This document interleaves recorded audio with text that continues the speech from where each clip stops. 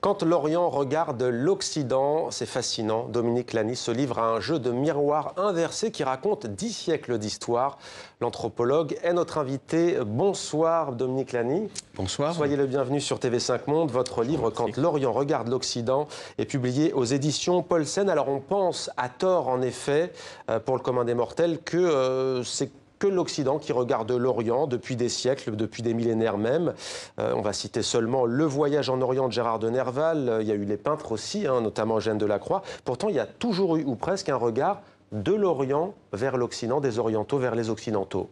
Complètement, depuis les premiers contacts, notamment au temps des croisades.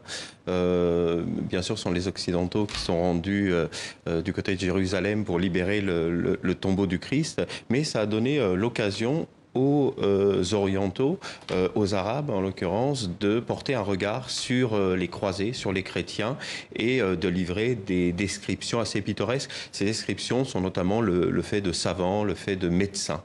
Alors, pour dire quoi? Comment ils sont dépeints, les croisés? Alors, il y a des témoignages assez drôles d'Oussama ou de Ibn al-Athir qui s'intéressent sur la médecine des Francs. La médecine, il trouve que la façon dont les chrétiens soignent leurs blessés n'est pas tout à fait convenable, que ça s'apparente souvent à de la boucherie.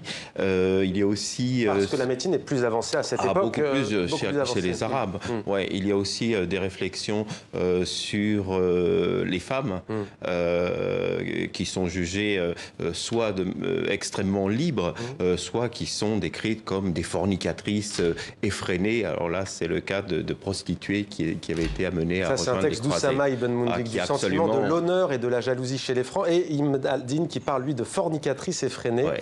Alors, on va essayer de poursuivre. Là, on était chez les croisés. Chez les croisés. Bien entendu, on va aller jusqu'au tournant des Lumières. Il y a eu un engouement pour l'orientalisme. On a connu la marche turque de Mozart. On a parlé même de turquerie. Est-ce qu'il y a eu, est-ce que vous iriez jusqu'à dire qu'il y a eu le miroir de ce phénomène? Là, il faut se déplacer du côté du Japon. Le Japon a eu une relation avec l'Occident qui a été assez compliquée. Dès le XVIe siècle, les Portugais arrivent, notamment les missionnaires. Ils essayent de convertir les Japonais et très vite, l'archipel va se refermer parce que les daimyo, donc les seigneurs, puis le shogun ne vont pas apprécier que des Occidentaux viennent leur dicter comment faire dans le pays. Cela va passer par des édits d'interdiction qui vont se succéder jusqu'à 1641, où les Occidentaux ne sont plus tolérés dans l'archipel, à l'exception de l'île artificielle de Deshima. Et c'est dans cette île qui est conçue de manière à ce que les Occidentaux ne posent pas le pied sur le sol du Japon et où seulement deux navires commerciaux viennent par an, que les Japonais sont en contact avec les Occidentaux, principalement des Hollandais, et qu'ils vont les représenter. Donc on a toute une série d'illustrations superbes de la maison des barbares. Les barbares, c'est ainsi qu'ils nomment les Occidentaux, et on les voit en train de jouer au billard, en train de peser les marchandises qui vont être achetées ou vendues. Alors les mots sont importants. Quand on dit Occidentaux, on ne sait pas trop d'où on part, d'où l'on arrive. Idem pour les Orientaux, vous avez cité à la fois les Arabes et les Japonais. Oui. Dans votre livre, on voyage beaucoup en fait. On voyage beaucoup. On part des croisés, on passe aussi chez les Ottomans au moment de leur puissance. Alors ça va de Mehmed II, le tombeur de Constantinople, puis au temps de la grandeur de Soliman, les premiers échanges d'ambassades à l'époque de ce qu'on a appelé l'ère des tulipes. Donc ça, c'est Mehmet Efendi qui sera en France en 1720. Puis, toujours chez les Ottomans, les premières ambassades fixes, ambassade à Paris, là c'est 1799, donc c'est extrêmement tard. Et puis le voyage, si on peut dire ainsi, se poursuit avec le Japon. Et puis la Russie, c'est à la fois... alors pour les Occidentaux, pour les Français, les Allemands, les Anglais, les Russes sont des Orientaux. Lorsqu'ils perçoivent dans les Russes des Orientaux, ils songent principalement aux populations de Sibérie, aux populations qu'ils jugent arriérées, incultes. Et qui ne ressemblent pas physiquement. Et qui ne leur ressemblent pas physiquement, effectivement. Alors que pour les Japonais, les Russes sont des Occidentaux. Il y a ce clivage qui est vraiment Alors vous avez parlé des croisés, donc des croisades. Cette manière dont les Orientaux ont longtemps vu les Occidentaux, de quoi était-elle animée? Est-ce que c'était justement le sentiment d'avoir la peur d'être envahi, l'invasion, ou au contraire l'évasion justement? Parce que quand on parle des femmes par exemple, on ne sait pas si c'est une critique virulente en fonction de critères religieux, de mœurs, ou si c'est un monde aussi qui fascine et qui fait rêver. Là c'est clairement, pour le cas des croisés, la critique religieuse. Plus tard, par contre, lorsque Mehmet Efendi se rend en France et qu'il voit la manière dont les femmes sont traitées, lui, il décrit la France comme le paradis des infidèles. Il a cette formule extraordinaire. Et il y a d'autres ambassadeurs ottomans qui, lorsqu'ils visitent, par exemple, Vienne ou qui se rendent en Angleterre, qui sont subjugués donc, par la façon dont sont traitées les femmes. Et lorsqu'ils leur rapportent de retour dans leur pays, on ne les croit pas. Et il y a un exemple que vous citez dans ce livre, c'est un diplomate justement qui décrit, qui rapporte, puisque c'est le rôle encore aujourd'hui des ambassades, qui raconte et qui parle de Léopold Ier. Alors il le décrit physiquement avec des critères, disons-le, qui relèvent du racisme. Hein. Ses yeux sont ronds comme ceux du hibou, ses cils longs et noirs, son visage allongé, avec une face de vieux renard, un nez grand et rouge, comme une aubergine de Morée. Là on se dit c'est un portrait au vitriol, et pourtant une seule phrase, la phrase, et c'est la chute, c'est un mécréant prévenant et capable qui aime son peuple.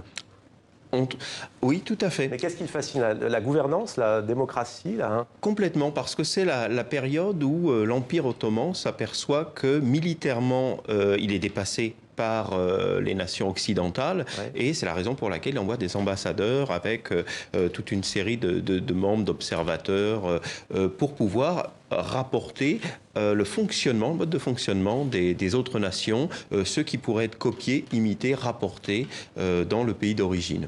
De manière générale, ce miroir inversé que vous nous offrez aujourd'hui, en quoi est-il, non pas d'actualité, mais que nous dit-il de notre époque, occidentaux et orientaux? Que nous apprend-il? Ce qui m'a assez fasciné, subjugué en écrivant ce livre, c'est la façon finalement dont le mépris peut être universel, la méconnaissance, c'est la même chose. Et finalement, c'est lorsque du côté des orientaux, les savants se sont battus pour pouvoir intégrer les connaissances occidentales en disant nous avons beaucoup à apprendre, donc en initiant des échanges. J'ai trouvé que cette volonté de découvrir, de faire partager, était un appel à la tolérance, voilà, qu'il faudrait retrouver aujourd'hui.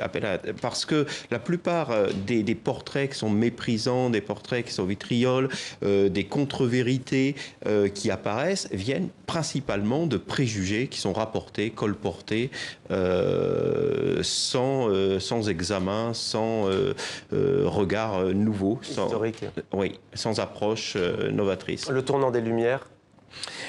Je dirais que là aussi c'est intéressant parce que lorsque les voyageurs russes se rendent en France, je pense notamment à Fonvizine ou Karamzine ou Maria Dashkova, il y a d'un côté Maria Dashkova et Nicolas Karamzine qui sont dans la fascination pour les Lumières et pour les philosophes, et puis de l'autre côté Fonvizine qui est absolument méprisant, qui estime que les philosophes sont des imposteurs, et il cite les écrivains sont méprisant et méprisable.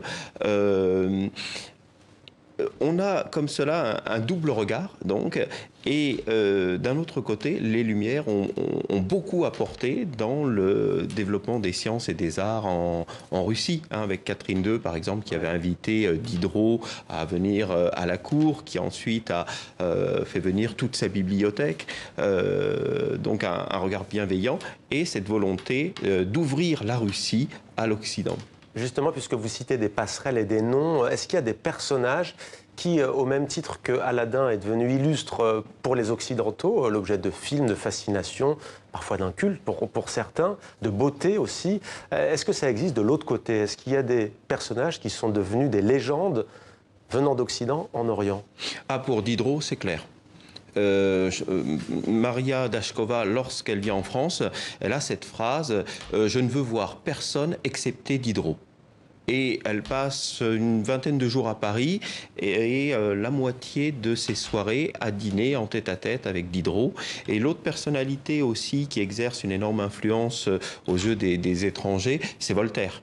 Ils sont très nombreux à vouloir rendre une visite à Voltaire dans son domaine de Ferney, à pouvoir échanger avec lui, alors que c'est la période où à la fin de sa vie, il est complètement épuisé, malade, souffrant. Alors on a vu beaucoup de toiles défilées, de tableaux. Quelles étaient les disciplines pour représenter les Occidentaux? La peinture, bien entendu, mais pas seulement. On a les textes, la littérature. La littérature. Et puis il y a aussi énormément d'objets qui ont servi de support. Je pense là encore au niveau du Japon, de petites boîtes laquées, des objets en métal, des objets en verre. Alors dans la culture ottomane, c'est venu plus tard parce que l'art du portrait n'était pas autorisé. Et ça, c'est vraiment un art qui a été importé directement d'Occident. Ouais. Il y a aussi à la fin une aquarelle indienne, donc une représentation indienne d'un jeune bellâtre, je cite, jeune bellâtre européen avec son petit chien. On est au XVIIIe siècle. Est-ce que vous pouvez peut-être nous la commenter, celle-ci, pour finir? Sur ce que ça nous dit, on est quoi dans le cliché justement? Vous parlez de l'universalité justement du... Complètement, complètement. C'est le jeune homme qui s'amuse avec un animal. Ça touchait beaucoup les étrangers de voir que finalement les Occidentaux pouvaient avoir des comportements similaires à ceux qu'eux-mêmes adoptaient avec leurs animaux domestiques. Merci beaucoup Dominique Lani, anthropologue, d'être venu sur notre plateau nous parler de cet ouvrage riche d'enseignements. Quand l'Orient regarde l'Occident, c'est aux éditions Paulsen. Merci beaucoup. Je vous remercie.